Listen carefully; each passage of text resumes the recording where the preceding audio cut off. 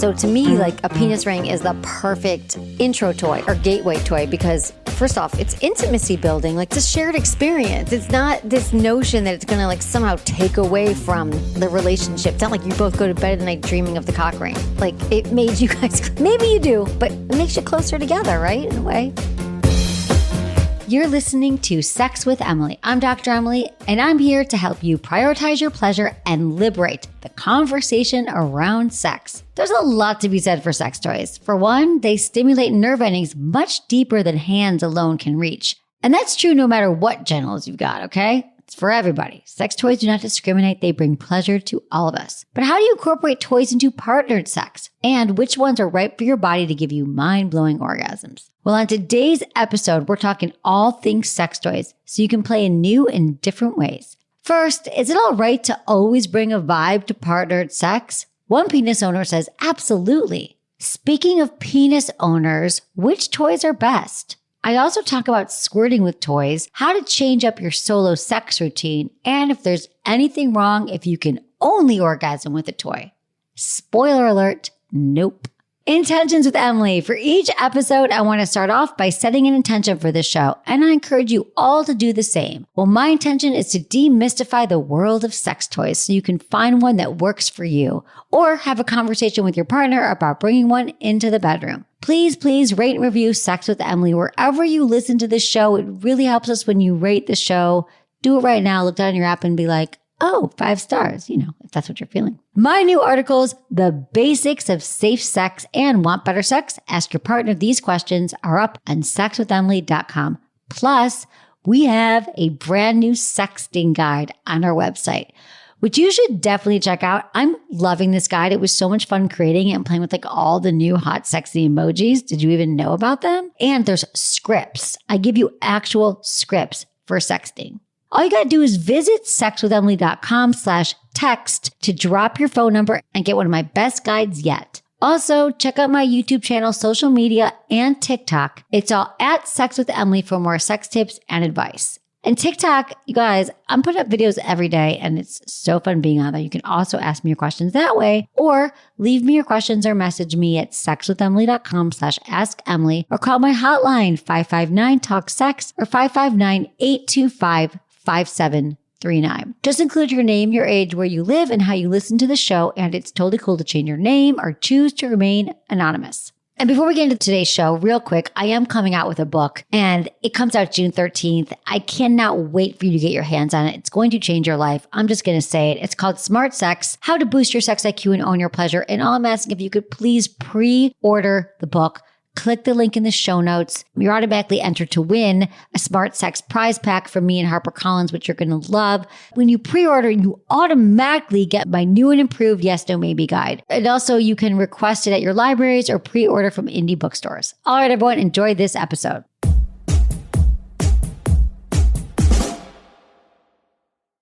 By now, you've probably heard my Magic Wand story. It's a brand that's been part of my personal journey for more than 20 years. But no matter how many times I sing Magic Wand's praises, I'll never be able to fully capture the story of this incredible brand. Well, now journalist and author Kate Sloan just completed a limited audio series documenting the history and impact that Magic Wand has created over the last 56 years. It's called Making Magic, and the series chronicles Magic Wand's incredible brand story through interviews with nearly 40 experts, performers, business owners, educators, and fans. So I got a sneak preview of this series, and what I loved is that Kate weaves together snippets from all their interviews into this amazing story arc. She covers Magic Wand's journey from appliance store massager to its legendary influence on culture and sexual independence, and it's all just fascinating. The first episodes of Making Magic are available now at makingmagicseries.com or on all popular podcast platforms. Just search for Making Magic or visit makingmagicseries.com today.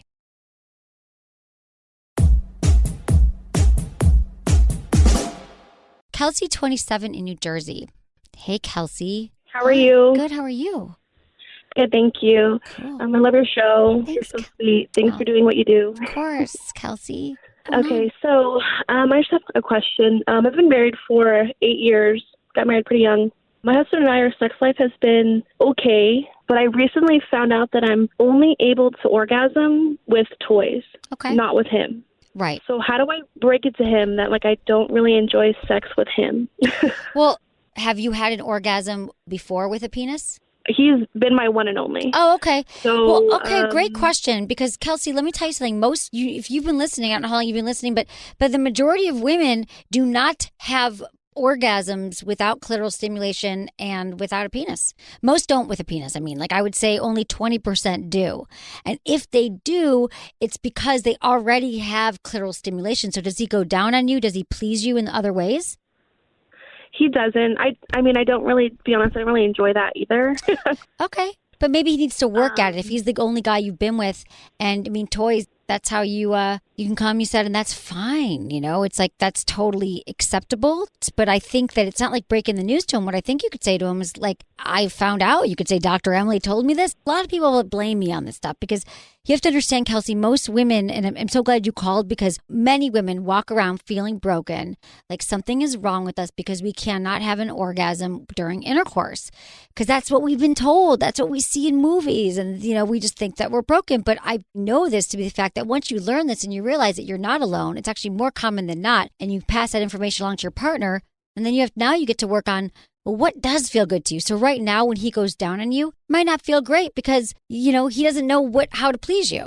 And you might not even know how to please you with the mouth. So everything's new with him. So you guys get to explore together. So by letting him know, I'm not going to have an orgasm that way. That's just not how the majority of women orgasm. I would love if you could figure out some other ways and, like, you know, explore together what might feel good to me. Right. That makes me feel a lot better because I feel like he is hard on himself because he wants to so bad to give me that kind of pleasure, but it doesn't happen with him. Yeah. So I feel like he doesn't feel like a man, essentially, but I'm glad you told me that because I will tell him. Like for many men, they equate that with like, if I don't make you come with my penis, I'm not a man. But once he learns how to make you come with his mouth and his fingers and using your toy on you, he will get that same satisfaction. He just needs to be educated a little bit. Okay. Awesome. Let me know how it goes, Kelsey. Of course. Thanks for calling. Good to hear from you. This is from Instagram. Our Instagram is Sex with Emily. It's from a female, and she says, is it okay to always bring a clitoral vibrator into the bedroom if that's the only way you can finish with a partner? Love this question. So many women I know just keep their vibrators to themselves, and we leave it in our little drawer in our nightstand, and we're like, well, I have to just either fake this orgasm or pretend it's okay that I did an orgasm. But I know there's this little powerful little magic right next to my bed, but I don't want my partner to feel bad about it. I don't want to feel shame. What is wrong if that is the only way you can orgasm? You're having an orgasm. Does it matter how it happened? Can we please let go of the fact that every orgasm is supposed to happen with a penis inside of a vagina? If I'm telling you it only happens 20% of the time, why are we so caught up that that's what it is? That's how it has to happen. I say, yeah. I mean, look at this little clitoral vibe. This is not intrusive. In fact, this is a great vibrator to use. Can you hear it? Oh, I should put it up to my mic. This is like 10 settings, okay? That is discreet and quiet. What I'm telling you is that this toy, oh my God, it has all these settings. Now it's going to be like going up.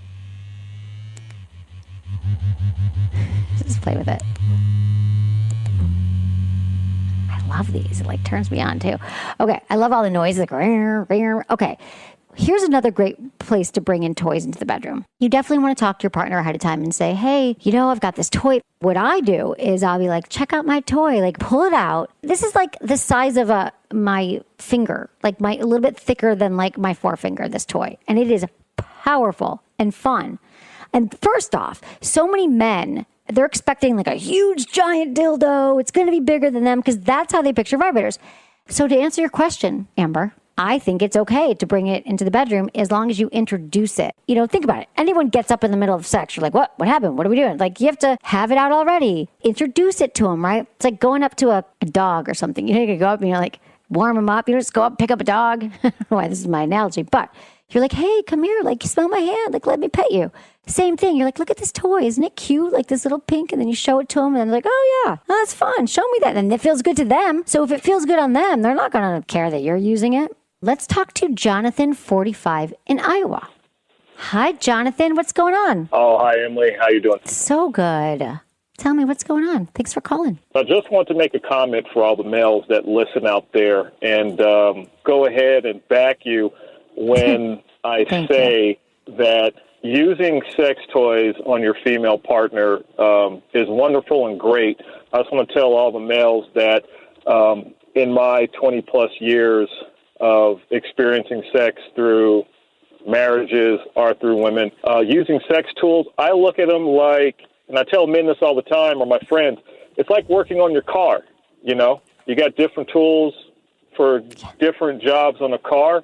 You shouldn't feel intimidated, and your number one, job, of course, is to pleasure your other partner, regardless of what you use.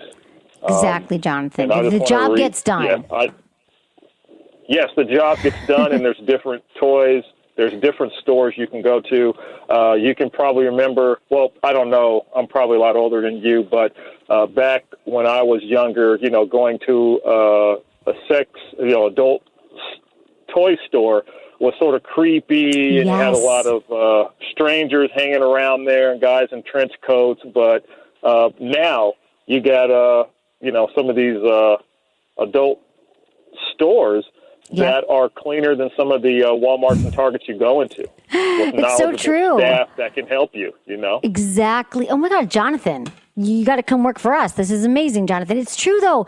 Yeah, I know. I grew up in Michigan, and there was just one off the highway. I think it was called like Pink Lady or something. I don't remember what it was called, but it was so sketchy. It was like pinking black. I was driving to college. It was like a pink light flashing with like a naked woman. And then, same thing, like men in trench coats. You have to go to the back of the store. It was so titillating. No, they're like beautiful stores that you walk in. It's like totally fine. There's so many toys. Yeah, and it's just another tool in your sexual toolkit. Exactly, Jonathan. Yes. Thank you. And the other thing, too, is I just want to say, yes, lube's important. Instead of having one lube on your nightstand, you should have multiple lubes, because there's different lubes for different situations. Exactly. Oh, my God. Love this, Jonathan. What's your favorite lube? Do you use silicone or water-based? To be honest with you, my favorite lube is whichever lube the woman I'm with feels comfortable with, because not all women are the same. True. There's some great water-based ones. Some women are more sensitive. I hope a lot of men are listening to this and are inspired right now that it's all just sex. It's all about pleasure. Why not do what makes everyone feel good? Yes, Why and I'd like to thank you and your staff. Key thing, I've worked in radio before. I know the people in the background work just as hard as you to make you sound good and to also support you. I have the best team, Jonathan. Thank you so much. Thanks for calling. Okay, this is from Shanae, 30 in North Carolina. Hi, Dr. Emily. Can you suggest ways to better enjoy my toys? I prefer clitoral stimulation, but I always find myself doing the same thing. Same position, laying on back with legs in a frog position. I don't listen to music or watch porn. It's just me and the vibrator noise. At this point, I've grown tired and have started using my toys less. Thanks for your help. All right. I love this question, Shanae, because listen, we all get bored doing the same things over and over again. And usually we hear this about partnered sex, but I'm with you. It happens with masturbation as well. Like I'd be bored too. I have been bored too. That's why I want to talk to all of you all and tell you stuff that I've been learning and studying so we can all learn together. Listen, we have to mix up everything in our lives, specifically sex. And here's the thing. We crave novelty and variety in our sex lives. And that does include our solo sex routine. And in fact, that's the thing I hear most from people. Like, I'm bored. So let's mix it up. So start with an evening for yourself. Like make a date with yourself. I want you to seduce yourself like you are the best lover you've ever had. Okay. And in fact, I want you to become the best lover you've ever had. So prepare yourself and your room just as you would if a partner was coming over. Light a candle, turn on some music, set aside a long period of time so you don't have to worry about just banging it out quickly, hitting it and quitting it, which definitely has a place in our lives, but not for what we're talking about here. We don't want it to be just another thing on your to-do list. So I want you to start by feeling and teasing your whole body with your hands and your toys, but don't go just right for the clitoris. Caress your breasts, touch your nipples, your inner thighs. Take time. Foreplay is still so important in solo sex. It really is. And you just might need a new toy, to reignite that passion. What I've been loving lately is the Spellbound Stimulator by Saray. it is sort of a twofer or a fourfer. Is that a thing? It's a pleasure tool that's both clitoral suction toy and a G-spot toy. But the cool thing about it is that you can adjust it to adapt to your anatomy.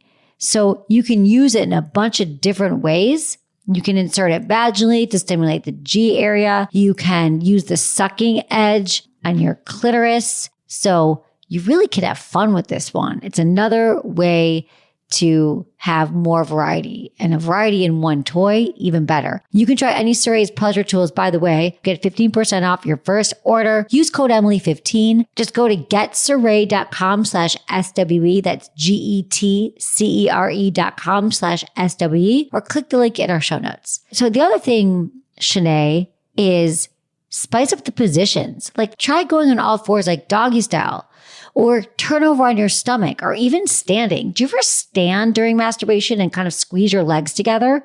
That's a really hot position, everyone, with the vulva. It's hot. So you kind of pump your Kegel muscles, squeeze your legs together, use a toy. That's a really good one.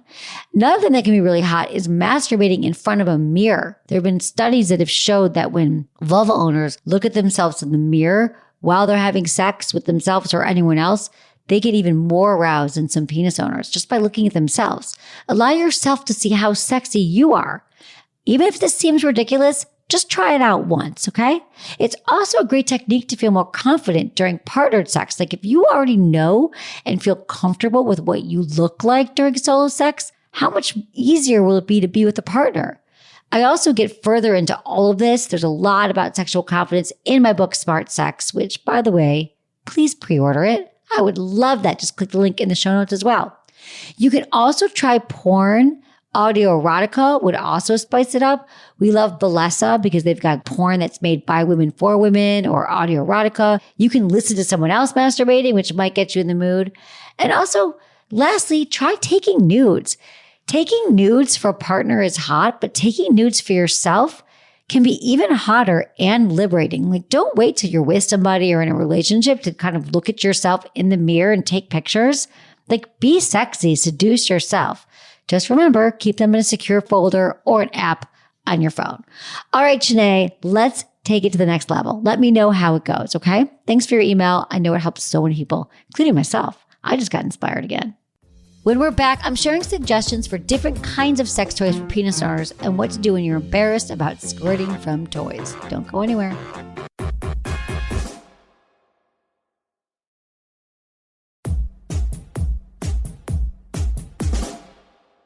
AJ, 35, in Boston, and he says, I'm a straight male, but I've used my girlfriend's vibrator on my frenulum, and it feels pretty great. Is there another toy you would recommend more? If you don't know, the frenulum is the underside of the penis where the shaft meets the tip. When it's erect, the underside of it, there's this little area there. It actually is leftover erectile tissue. If you're circumcised, that's actually what that tissue is, why it's so sensitive. Just FYI, and if you are non-circumcised, all your foreskin is sensitive. But anyway, that's where the frenulum came from. I've told this to a lot of penis owners, and they're like, I didn't know it had a name, but yeah, that feels really good. So that is the frenulum. Just think of it as your new best friend, if you didn't already know it. Why I love when guys ask me questions about toys is because there is this notion that toys are just for vulvas, or like women, we have the, monopoly on vibrations. And if you use a vibrator, men shouldn't need a vibration. Well, I'm telling you, vibrators, the vibration sense feels great on so many parts of our body. I mean, even the magic wand, which is a big external vibrator, it's actually started as a massager. So it's a great way to incorporate into a personal massage with a partner or with yourself. But for your frenulum, there are a few toys for men that are awesome. I recommend the masturbation sleeve, if you will. Kind of looks like think of like a hot dog, right? And your penis is the hot dog and it wraps around it. And it has this little oscillation function. So it's not so much a vibration, but when your penis is resting in it, it sort of oscillates right on the frenulum and it feels amazing. Like I gave one to an ex-boyfriend and he I didn't see him for a week. He's like, this friggin' thing is amazing. There's also just like little bullet vibes. Oh, it says you took your girlfriend's vibrator. So you probably know that really just like a little bullet vibe. And also there's vibrating penis rings. And we know that for the majority of women that they require more clitoral stimulation anyway during intercourse. And that's how they're more likely to orgasm. So to me, like a penis ring is the perfect intro toy or gateway toy because first off, it's intimacy building. Like, it's a shared experience. It's not this notion that it's going to like somehow take away from the relationship. It's not like you both go to bed at night dreaming of the cock ring. Like, it made you guys, maybe you do, but it makes you closer together, right? In a way.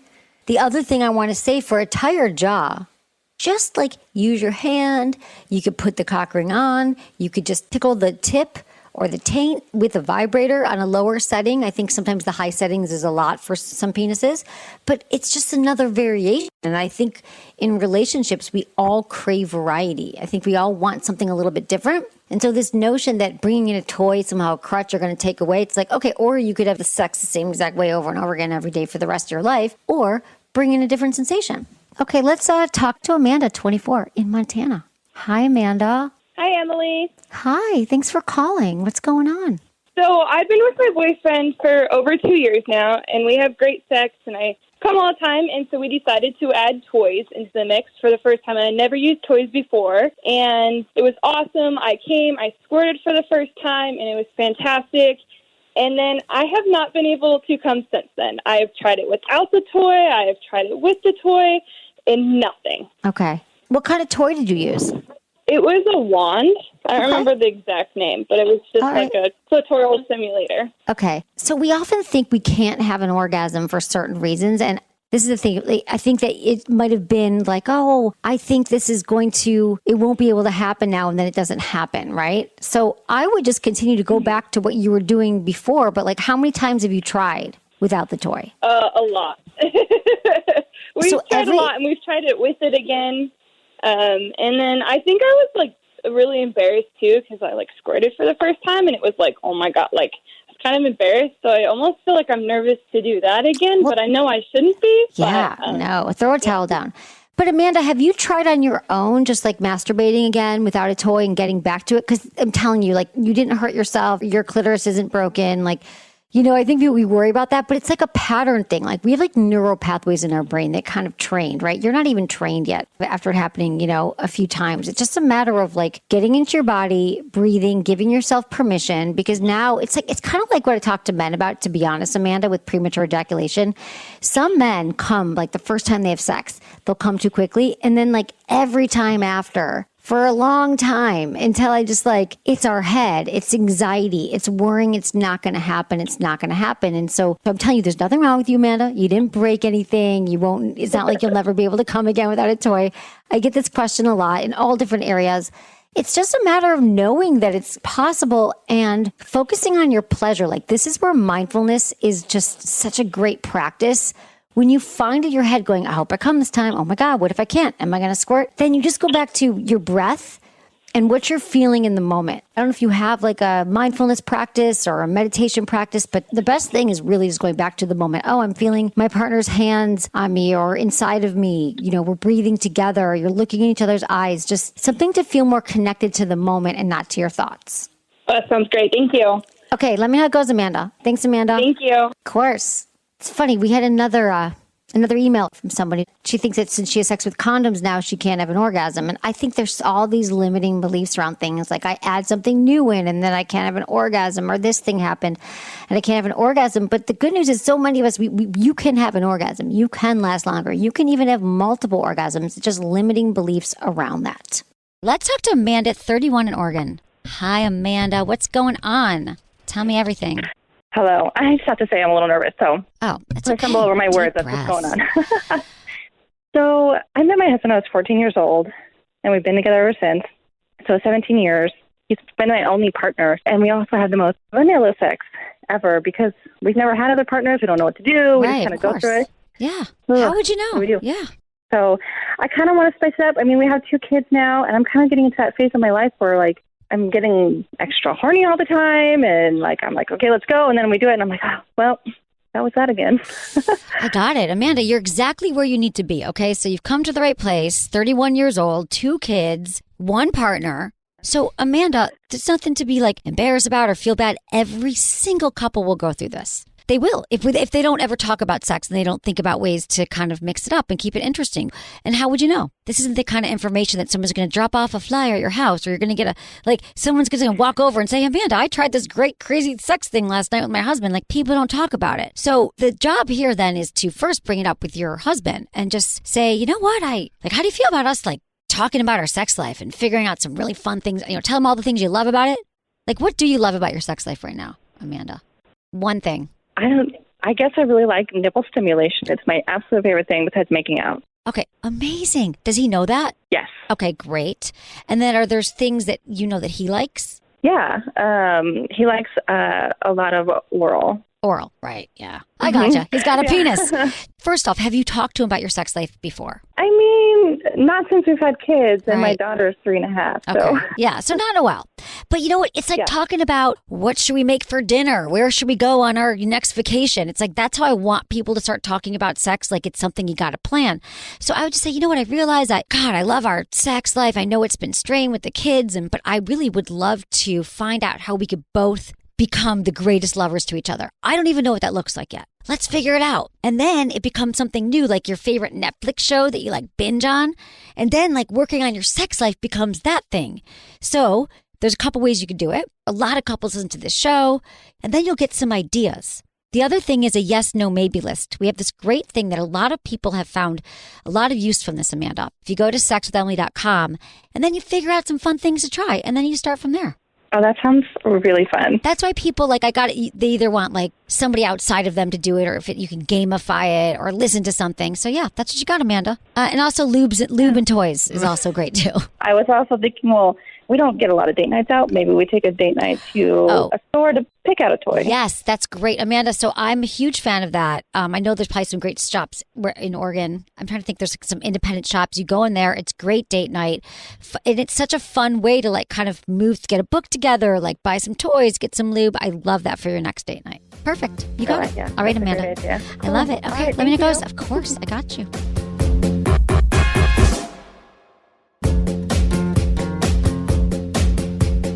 That's it for today's episode. See you on Tuesday. Thanks for listening to Sex with Emily. Be sure to subscribe, and give us a review wherever you listen to the podcast, and share this with a friend or partner. You can find me on YouTube, Instagram, Facebook, and Twitter at Sex with Emily. Oh, I've been told I give really good email. So sign up at sexwithemily.com. And while you're there, check out my free guides and articles for more ways to prioritize your pleasure. If you'd like to ask me about your sex life, dating, or relationships, call my hotline, 559-TALK-SEX. That's 559-825-5739.